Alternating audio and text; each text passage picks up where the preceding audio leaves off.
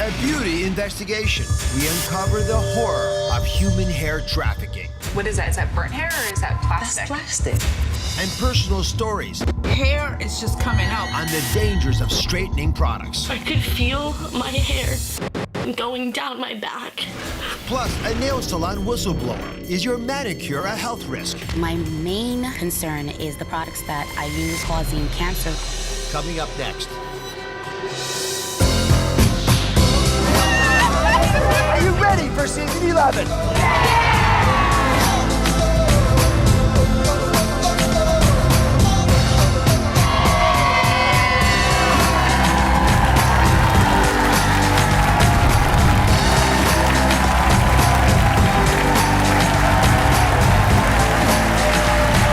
Today, our biggest hair investigation ever, with breaking news sending shockwaves through the beauty world. Now, in a few minutes, we're showing you a special investigation into the underground world of human hair trafficking. It is real, it's big. The team crisscrossed the globe to find out where your wigs, your weaves, and your extensions really come from, and you're gonna be shocked. And right now, straightening treatments promising to take your hair from this to this.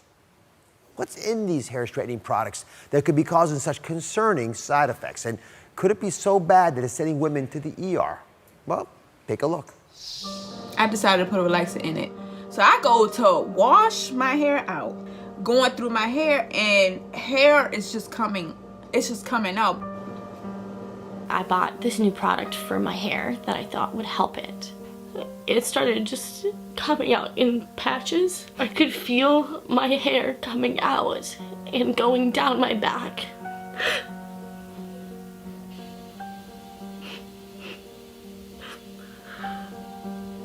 I mean, it's gripping. It's gripping. It affects a lot of us. So I had to call in our go-to hair investigator, Curly Nikki, to help get to the root of the problem. What is in these chemical hair straightening products that could be causing some of these concerning side effects, like the eye irritation or the loss of hair? Strong chemicals, Dr. Oz, formaldehyde, lye, chemicals that if they get on your skin, they can cause serious injuries. And I'm a mom. I have 2 kids. I love them, but I also like my me time. So I spend a lot of time trying to sneak out and go to the spa, go to salons. But after I found out that some of these salons have air pollution, literally formaldehyde in the air, the same stuff that we use to varnish floors, in the air, in our hair, we have to be careful. We have to know what establishments we're going to and what type of stylists we're seeing to make sure they're up on all the research, protecting themselves and protecting us. So let's go through some of the most popular treatments. The Brazilian blowout, the keratin straighteners. Yes, that actually is the same treatment with 2 different names, and it smooths the hair without actually altering the curl structure. So after so many washes, allegedly, you can go back to having curly hair, but I've seen it go wrong a lot, so you need to do your research, get to a great stylist that knows how to use the product. The ingredient is formaldehyde. That was the main ingredient for years, but they've actually taken that out, and now most of the formulas are formaldehyde free. But the ingredients that are in the new formulas actually mimic formaldehyde, or they actually release formaldehyde when they are exposed to heat, like glycolic acid or methylene glycol. So be wary of those ingredients. And obviously, if it does start to bother you, there's a potential reason for it. Definitely. Right? So in addition to the Brazilian blowout and the keratin straighteners, there are the relaxers that everyone seems to love. Yes. And Nikki, you say the relaxers can leave the eyes vulnerable because of a topical chemical burn. Exactly. So a lot of women like relaxers because it's a one-step hair straightening treatment. It's very convenient. But if you notice here, it's a cream and it's applied to the hair in sections, but because of the texture of the consistency of the relaxer itself, it can clump and slide. Oh. You see that? Down Oh. the skin, down your forehead and into your eye. And I'm talking chemical burns like all the way. And it's very, very dangerous. Now, lye it has a very high pH. It's a known skin irritant. So a lot of formulas now are no lye relaxers, but here's the catch. It's harsher on the hair. Well, if I have a choice, I'd rather have problems with my hair than a problem with this. I hear that. This is a picture of a chemically burned eyeball. You don't want that. Now, this is not a treatment from a beauty salon, thank goodness, but it's versions of that she's got worried about. Absolutely. Now, next there's a thing called the Japanese straightening process, which I'd never heard of, but apparently all our women get it. It's also called thermal reconditioning. You may have heard that. So teach us about that. Yeah, you know, so this treatment is very different from like the Brazilian blowouts. You do not get your curls, your texture back. It's gone after you've done this treatment. It's like a relaxer in that it's permanent. So only new growth happens after that. That's curly. So what they do is they apply a solution to the hair. The solution weakens the bonds of the hair, which is what gives the hair structure. And then after it's rinsed, the solution is rinsed, it's blow dried, but not 100%. So imagine that this is damp hair. The solution is just rinsed, but there's still some solution. The stylist takes a flat iron and straightens small sections one at a time. And when that happens, it releases the steam that has thioglycolic acid in it. So again, it seems so innocent, right? You don't see... Oh, you know what we should do, Dr. Oz? Put these on. Do the practitioners wear these? Yes, they're supposed to. Okay. So just go ahead and do that. As you're pulling that out, as we're pulling this out, you see the steam coming off. There's steam that comes off, and in that steam is thioglycolic acid, which is a known skin irritant. It also causes eye irritation and allergic reactions. So can you ask for goggles if you're having this done to you? You can definitely ask, but they may not have them. If you go to a salon that specializes in this, you wouldn't have to worry. They're gonna have all the research done. They're gonna have cross ventilation going on in there. They're gonna have masks for you, but have your own just in case. And they have sexier goggles than these. Way sexier. So we reached out to a few salon and chemical trade groups for comment. We did not hear back in time for this taping. I just want to emphasize, when used properly, these chemicals are supposed to be safe according to the FDA. Exactly. So these are not folks just throwing the stuff at you. Right. But it raises concerns. Two of our viewers are here because they have concerns about the use of chemical hair straighteners, and we invited them to join the investigation. Nikki's got two easy at-home solutions. They're going to help these two guests and may help you as well. So Jessica, you actually have receipts from having your hair straightened. Apparently you're doing it so frequently, it's added up to a fair amount. It's added up to so much. Like, Oh, this is them? This is all of them, yeah. Oh, gosh. It's a lot. That's crazy. like a novel. You can make a novel. Like a book right there, yeah, just in hair straightening treatments. And I'm looking for a solution and what's gonna work for me. So, I mean, so it's time consuming, but it's expensive. It's so expensive. And so do you have a hack, an easier solution? I do. I want to know, is your hair wavy? Is it curly? my naturally? hair is ringlets. Oh like my gosh. Shirley Temple. Really? It Oh, is? yeah, yeah, naturally, yeah, without the keratin, yeah. So I want to say That's your why. hair is, it's gorgeous the way it is right now. Thank you. But I would not be curly Nikki, Dr. Oz, if I did not say that my #1 recommendation would be to work with your texture, work with your curls instead of against.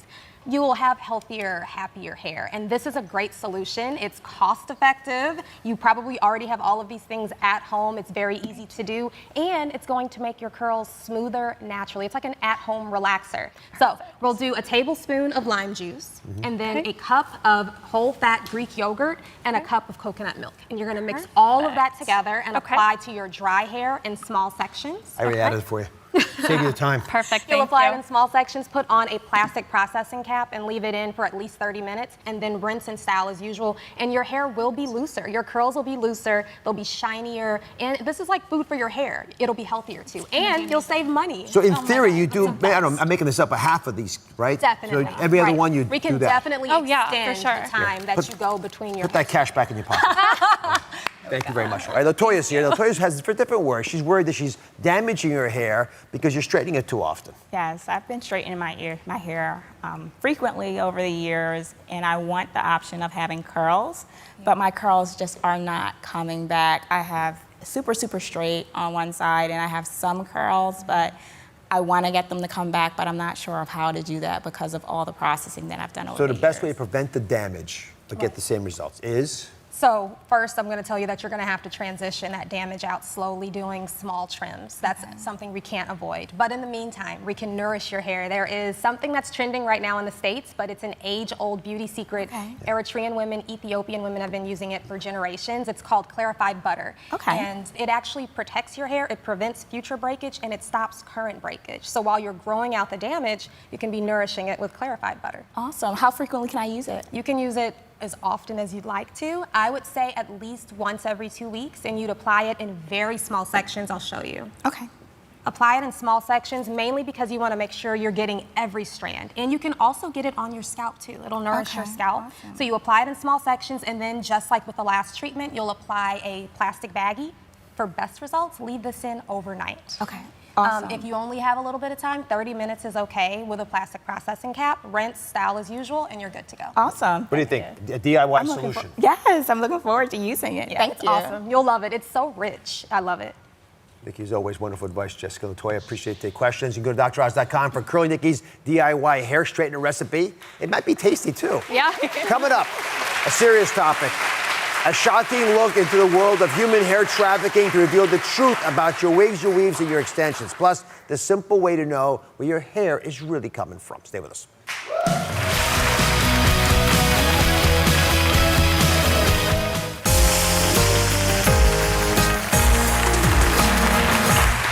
We're back investigating one of the biggest hair questions that you have. Where does the hair in your weaves, your wigs, and your extensions come from? Our friends at Refinery 29 decided to find out for their Shady series, which looks at the business behind the beauty. In this installment, they got crisscrossed. You know why? Because they had to go around the globe to get you answers. Take a look. Hollywood's best-kept secret is far from new. Both Black and Orthodox Jewish communities have openly worn hair for generations. But it's just now that the popularity has exploded into the mainstream. Celebrities have opened up on social media about wearing human hair, revealing just how common wigs and extensions are on the red carpet and in everyday life. It's difficult to trace the origin of much of the hair on the market. It's no surprise because the hair trade has always been shady. For centuries, hair brokers have used any means necessary to get their hands on hair. In the 1800s, peasant women in France were lured into being shorn like sheep. In the early 1900s, it was reported that hair sold in the States was coming from sewers and corpses in China. Hair dealers were thought to be so shady, they were banned from Ellis Island. Controversy continued into the 21st century, as reported by CNN. She lost 8 inches of hair. From the robber's perspective, it's quick and relatively easy money. One constant in all of this is that the hair trade sets up shop wherever women are the most disenfranchised. And the people who end up wearing the hair are often unaware of the journey it took to get to them. Most people do not know where their hair comes from, and I don't think they care. Rika Hales, the founder of a hair extension salon in Los Angeles, didn't particularly care either until she got scammed. Push it, push it, push it, push it, push it. There you go. Oh, it fried the hair. It fried the hair. I can smell it. It smells like, what is that? Is that burnt hair or is that plastic? That's plastic. Plastic, mixed with what's known as fallen hair. It's the cheapest tier of human hair, collected from salon floors, hairbrushes, and drains. The hair is detangled, processed with chemicals, coated with silicone, and sometimes mixed with synthetic and animal hair. Refinery 29's beauty editor and creator of the Shady series, Lexi Lebsack. Well, her mom to be proud. And Curly Nikki joins us again. Why is the world of hair trade so secretive, Lexi? I mean, that was the question that we were trying to answer, and it's sort of, there's a couple parts to it. So first and foremost, there's only so much hair out there. So especially when you're talking about different colors and textures, and especially lengths, the hair dealers who are acquiring this hair will use any means necessary to protect the secrecy of where they got it from. But unfortunately, this secrecy mixed with the lack of total no regulation in the US over the human hair trade has bred this entire world where women are being exploited in the developing world and in conflict zones, getting paid for just pennies on the dollar for what will eventually be sold in the US for a lot of money. So your series has ruffled some feathers.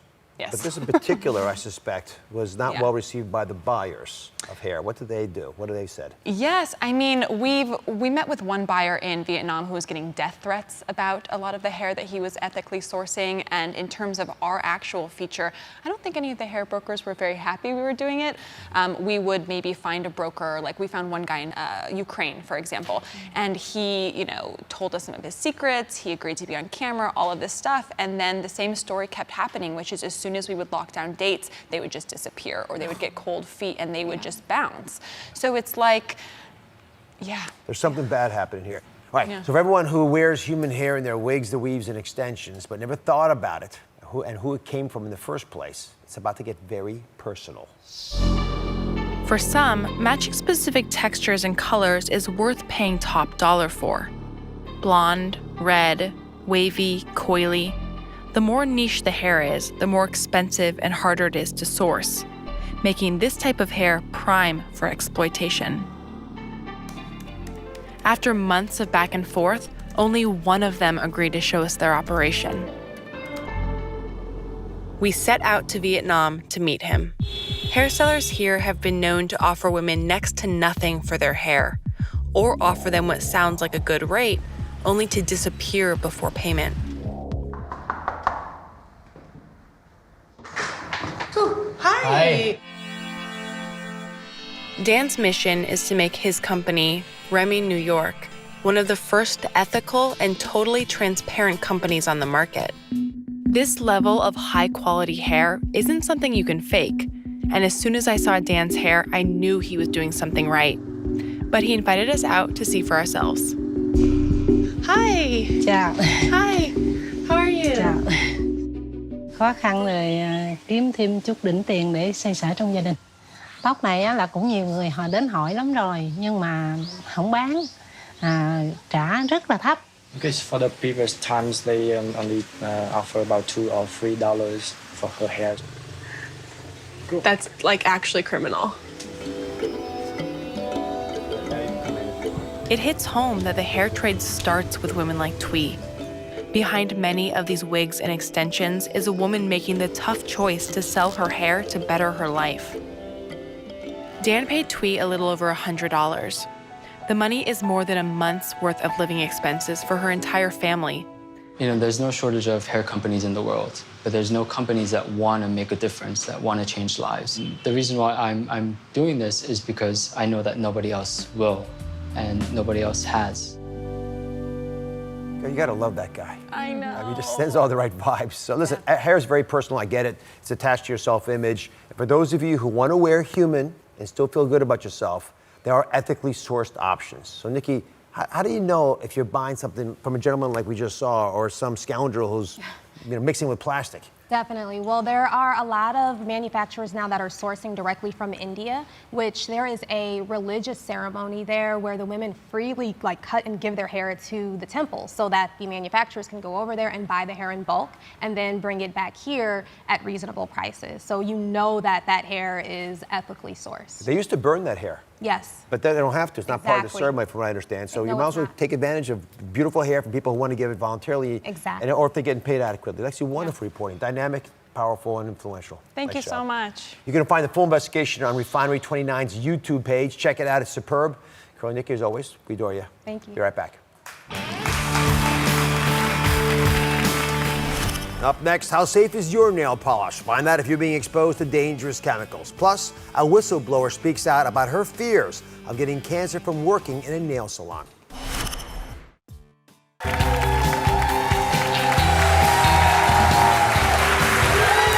On the other side of this screen is a whistleblower who is here to talk directly to you. She's a manicurist and has become very worried about the chemicals in nail salons, like yours. Today we're investigating. Is your manicure bad for your health? Whether at the salon or DIY, nail art is hot. Some estimate last year in the US, there were 100 million nail polish users. But now, many are worried if chemicals from their manicure are entering their bodies without them even knowing it. Investigation Squad member Tia Brown has been following manicure and pedicure health risks for us, even going undercover to popular salons. And now she's bringing us a brand new investigation into what's really in your polish. And for the first time ever, a manicurist is appearing live in our studio, blowing the whistle on nail salon conditions and her own fears over whether she or her clients are at risk. Joining me in studio is a nail technician to talk about work conditions at the salon where she works. She's asked that we keep her identity hidden. So I'll ask you, thanks for being here. What is your biggest concern about your safety at work? Hi, my main concern is the products that I use on the skin and the products that we're breathing in the salon are causing cancer cells that may later on appear in life. And what about the clients whose nails you manage every single day? I worry about the pregnant women and the children that do come in. I'm very worried about them. Well, thank you for stepping forward, and we'll keep your identity protected. Investigation Squad member Tia Brown has chipped away at the research to get to the bottom of this. She's also going to help me sort through the services offered at a typical nail salon. Thanks very much. So you just heard the whistleblower, and we've heard from others as well. Are her concerns about the working conditions, about the safety of the nail salon valid? She is absolutely right to be concerned. In fact, research shows that nail salons have the same level of toxic fumes as oil refineries and car garages. Isn't that crazy? Yeah, who would have thought? Over 350,000 people in the US work at nail salons, and studies have shown that their exposure, their constant exposure, mind you, they're working 52 plus hours a week, results in them being at 100 times the risk to develop cancer. I mean, that's a real occupational hazard. Absolutely. So the question is, what are the chemicals and how are they affecting not just the manicurists, but also you, the consumer? So let's start with the ones we have in front of us. All right, so, you know, the oldie but goodie is the acrylic, right? So that's one when you use a synthetic nail, usually on top of your normal nail, and you put acrylic, which is a mixture of different components, to add to the top to make sure it doesn't chip. The thing is, you usually dry under a UV ray, which is something like this. Yeah. And so you're exposed to different risks because of that. In addition, the chemicals in the compound also put you at risk. They're toxic. All right, so that's the acrylics. That's the acrylic. The next thing was gel. Now, gel was the thing when it came out. Looks great, lasts for 2 weeks. Here's the thing. Again, the powder mix, toxic. So people heard the complaints and they were like, let's do another innovation. And it was the gel powder, which doesn't require the UV ray. But it's still dangerous because the powder and the mix are still problematic for your nails. Of the things you just mentioned, the three options, which one worries you the most? Acrylic. By far, research shows that this is the one that you should be most concerned with, mostly because of this, right? You use this to file down the acrylic once you put it on, and guess what? You're chipping away at all of the chemical compounds, and guess where they're going? Right into your face. You're inhaling it, the manicurist is inhaling it, it's not good. All right, so I get it. So there's two ways the chemicals from these products and treatments can get into your bodies. Through the skin and by breathing them in. Let's start with the harmful potential chemicals in the air. Jennifer's here. Thanks for being here, Jennifer. With her daughter, Alana. And they're waiting for their manicure. But even before their nails get painted, they could be breathing in chemical fumes. Now, we don't typically see the fumes like you're seeing right here coming up from the table in a nail salon. This is a dramatization of how fumes could be moving through the air while you're getting a manicure. So what have recent studies shown about the air at the different nail salons? Unfortunately, it has a lot of toxins in the air. So the toxins in the air, rather, they have the two major are BTX compounds and formaldehyde, and both are very dangerous, specifically to your lungs. We know that it can unfortunately lead to asthma or respiratory issues.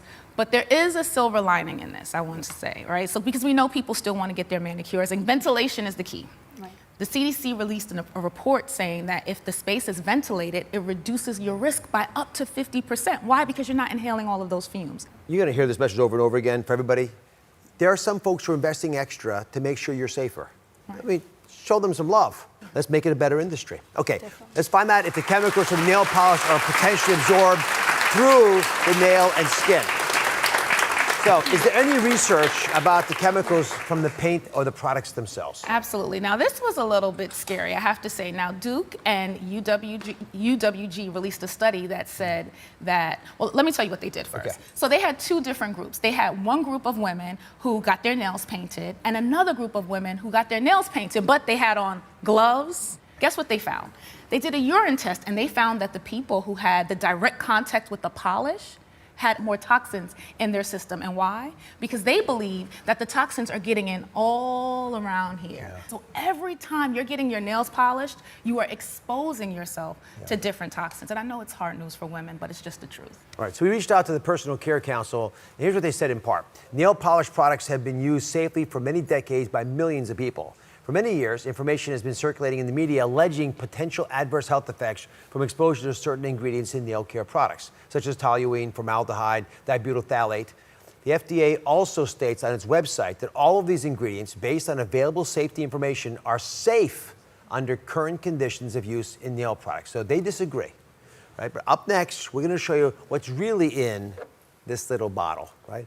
And are the new better for you polishes less toxic? You should know about this. In the commercial break, I want you to go out and grab your favorite color, right? Bring the nail polish bottle back in front of the TV because we're going to show you how to tell if yours has potentially harmful chemicals in it. Stick around.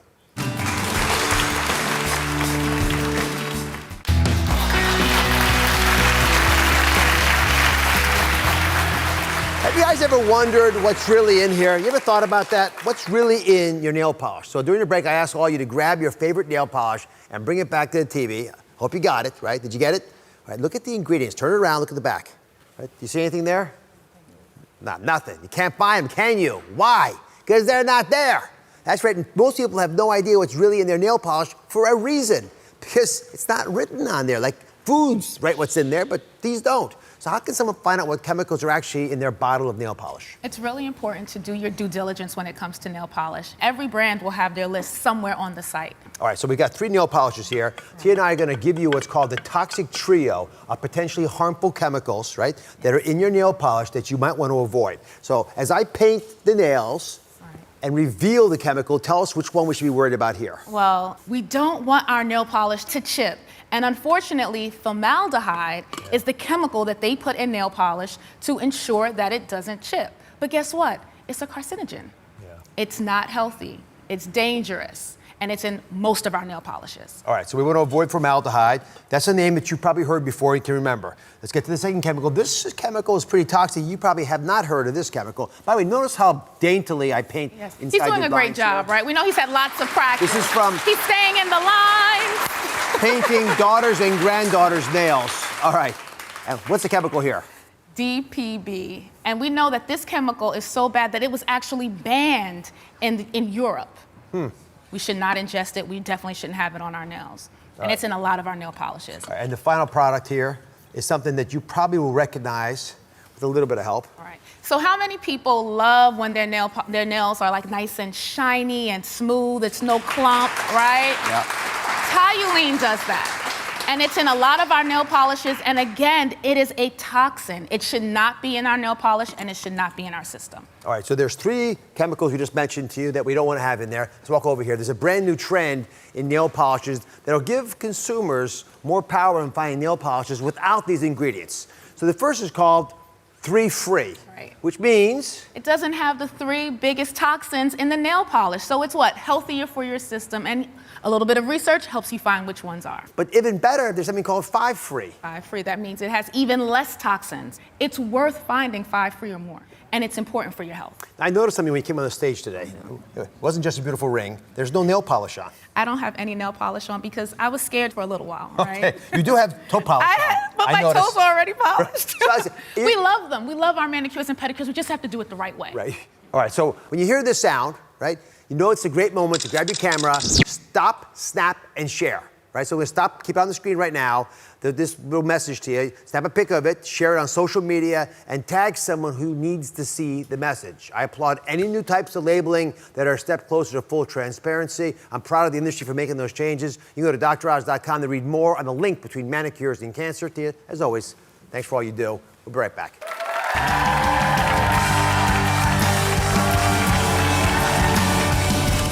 Believe it or not, I recently had an encounter with a bear, right? A bear like this. And I had no idea what to do, but luckily I have friends in high places. Bindi Irwin is here, teaching us how to handle an animal encounter. Can I be as brave as you? Not a chance. Crikey.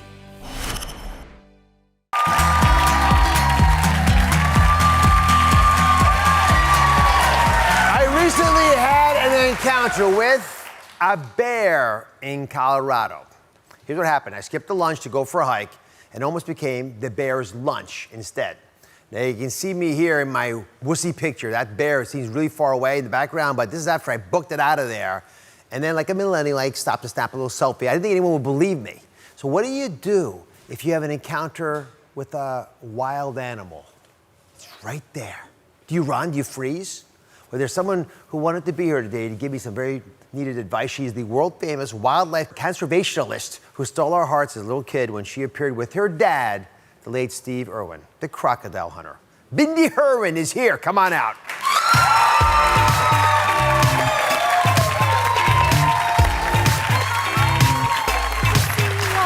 How are you doing? You got a lot of your dad's energy, I have to say. Thank you, love. I love that photograph of you with the bear. I want to know if the bear wanted a selfie with you, though. No, the bear wanted to taste me. The bear must have been like, wow, this is incredible. But this is actually, I mean, it is a lot scary. I actually heard you're supposed to lie down when the bear's there. But I can tell you, I'll challenge anyone listening right now. If there's a bear right there, right? You're not going to hunker down and see what happens. No, So you did the right thing, honestly. But let me just give you the details for a second, because I think it's worth hearing, because then I want to be, because my wife is still mad at me. Okay. So I'm walking with my wife. Now, she thinks I was trying to outrun her. That's not what I was trying to do. I did a little math calculation. I figured I got maybe, I don't know, a couple dozen feet between me and the bear. If I start to run, the bear eventually will get tired. If I can just stay ahead of it, I know it's going to be faster than me, right? My wife, I start to run. Yep. Immediately, the bear who's already coming after us starts running faster. And my wife, after about 10 steps, stops. Oh. She was going to take 2 sticks and poke out the bear's eyes. Now, you notice how big that bear is. Notice how small the head is in comparison. Notice the beady little eyes.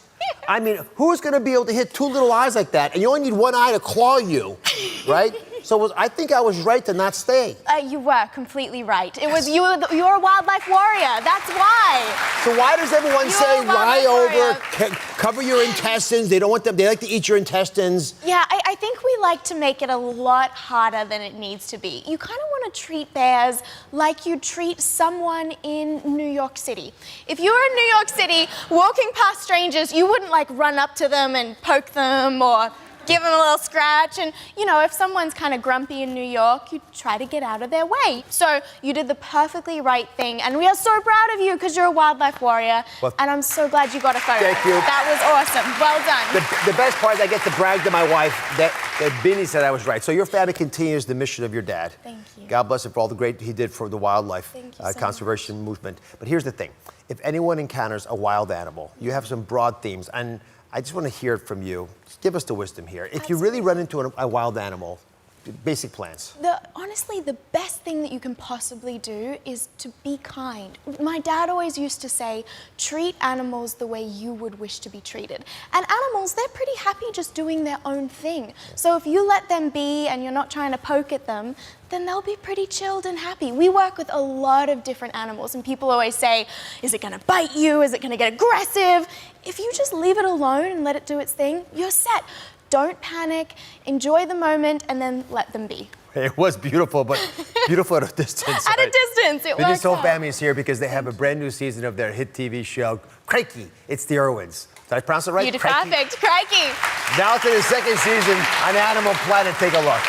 Joining me now with the Irwins, wildlife warriors, Terry, Robert, and Bindi. Real quick, what's the tail thing? Why does that matter? Yeah, so when you're jumping on crocodiles, they use their tail to pivot. If they death roll, a croc of that size, it'll just crush you. So it's called the death roll? The death roll, yeah. This is why I don't wrestle alligators or crocs. They're remarkable animals. No, it's so awesome. What does the word crikey mean? Well, it's a good question. Crikey, basically, it can mean anything you want it to. It's really just like, wow. So whatever happens, you can use it. If you stub your toe and you're in a lot of pain, you can say, crikey, that hurt. Or if you're jumping a crocodile, you can say, crikey, I'm jumping a crocodile. So there's a lot of different ways you can use it. How about crikey? I'm with the Irwins. There you go. You can do it like that. Perfect. So Terry, was it ever a concern, or was it a natural decision to have the kids following your husband's footsteps? Well, I think it wasn't really a decision. I think it just sort of happened. And growing up with Steve, I don't know that they had a choice, but I do have a question for you that's a burning question. I'm wondering, since these two were born in Australia and we are from the land down under that is called Oz, can this be Mr. and Miss Oz? Yes. And you can be Dr. Oz? Yes. I would love that. You know, I go to Australia. My kids want to move there. They love the country so much. It's fantastic. Yeah, but it's wonderful to have an entire continent named after you. Yeah, that's pretty cool. That is although I understand, Bindi, that you can't hold on to the Oz last name because you just got engaged. It's true. Yes. My goodness, I'm so excited.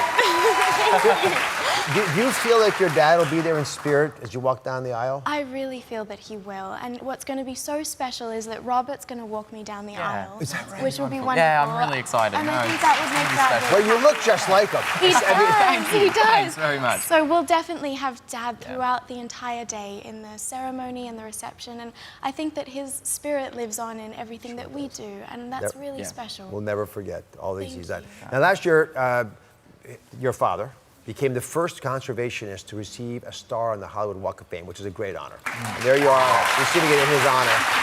But you got some fame for your own recently. Oh, thank Thank you, love. That's really nice of you. We've been busy. Dad always said that we're wildlife warriors. He's the one who first came up with the term.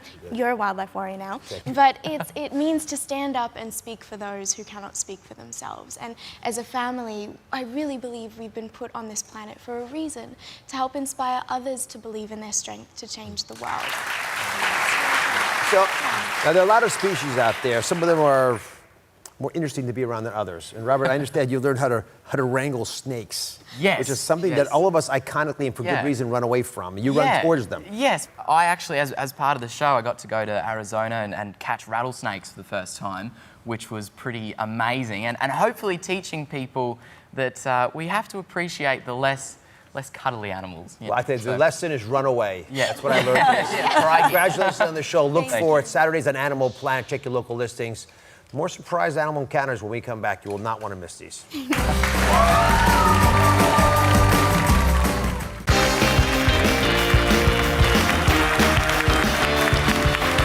are back and talking about when animals attack. It's a hot topic because more and more caught-on-tape videos of humans encountering wild animals are making their way to our social media feeds and the nightly news.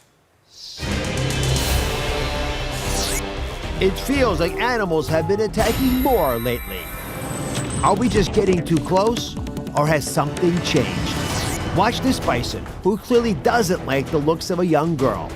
He charges, tossing her several feet into the air, and the result is terrifying. And it's not just happening in the wild. This angry goat will go after anyone that crosses its path. Women, men, even motorcycles. The diver in this cage got a lot closer to this great white than he was planning. Luckily, he came out of it unharmed, but more than his cage was rattled. While cycling in the Canadian wilderness, a nearby biker found himself being stalked by a hungry mountain lion. Right in front of me. Stay back. Stay there. I'm not afraid of you.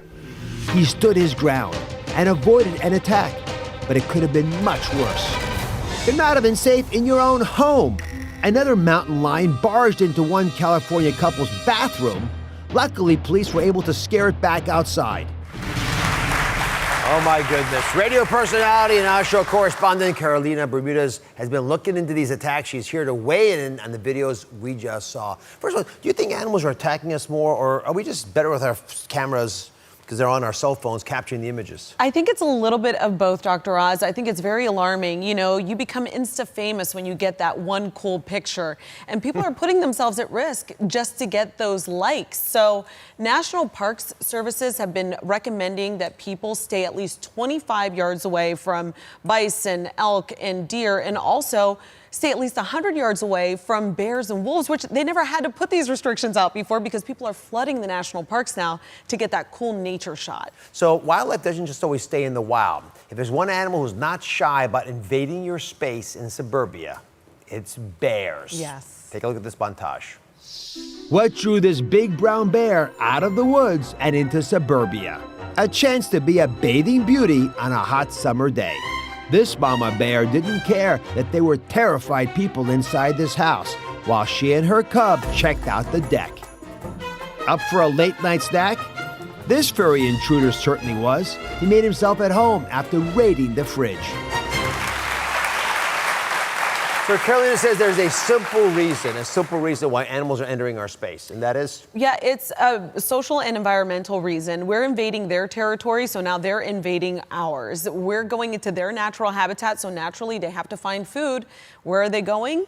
Into our pools and our houses.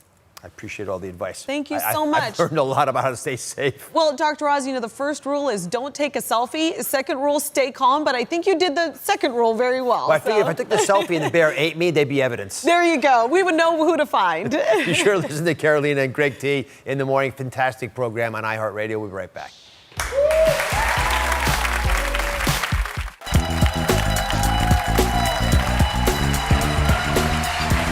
Today, the new beauty trend capturing a lot of likes, hearts, and even some of these on social media. What are they? Acrylic pedicures, and they're all the rage right now. But here's the question.